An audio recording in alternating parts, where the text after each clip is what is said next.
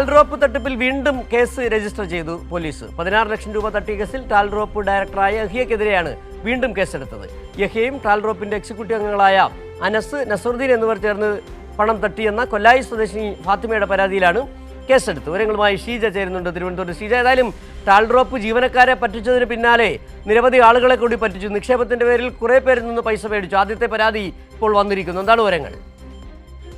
തീർച്ചയായും സിജു, ഏതായാലും ഈ ടാൽറോപ്പിന്റെ തട്ടിപ്പിന്റെ വ്യാപ്തി അത് പല രീതിയിൽ വർദ്ധിക്കുന്നു എന്നുള്ളത് തന്നെയാണ്. അതിന്റെ പശ്ചാത്തലത്തിലാണ് ഇപ്പോൾ പുതിയ പരാതിയുടെ അടിസ്ഥാനത്തിൽ അടുത്ത കേസ് രജിസ്റ്റർ ചെയ്തിരിക്കുന്നത്. തിരുവനന്തപുരം പാലോട് പോലീസ് സ്റ്റേഷനിലാണ് കേസ് രജിസ്റ്റർ ചെയ്തിരിക്കുന്നത്. അതായത് 16 ലക്ഷം രൂപ തട്ടിയ കേസിൽ ടാൽറോപ്പ് ഡയറക്ടറായ യഹിയക്കെതിരെയാണ് ഇപ്പോൾ പാലോട് പോലീസ് കേസെടുത്തിരിക്കുന്നത്. കൊല്ലായി സ്വദേശിനി ഫാത്തിമയാണ് പരാതി നൽകിയിരിക്കുന്നത്.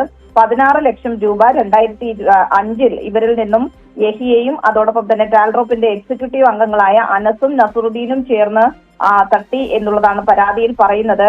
ഇവർക്ക് നൽകിയ ഉറപ്പെന്ന് പറയുന്നത് മാസം 36,000 രൂപ ലാഭവിഹിതം നൽകും എന്ന് പറഞ്ഞാണ് 16 ലക്ഷം രൂപ വാങ്ങിയത് എന്നാണ് പരാതിക്കാരി പറയുന്നത്. പക്ഷേ ഫെബ്രുവരി മാസം മുതൽ ലാഭവിഹിതമോ നിക്ഷേപത്തുകയോ ലഭിക്കാത്ത ഒരു സാഹചര്യമാണ് ഉണ്ടായത്. തുടർന്ന് ഏറെ നാൾ അവരെ ബന്ധപ്പെട്ടെങ്കിലും ഇതിൽ ഒരു തരത്തിലുള്ള നീക്കുപോക്കും ഉണ്ടാകും. തിരുവനന്തപുരത്തു നിന്നുള്ള വിവരങ്ങൾ നൽകിയത്.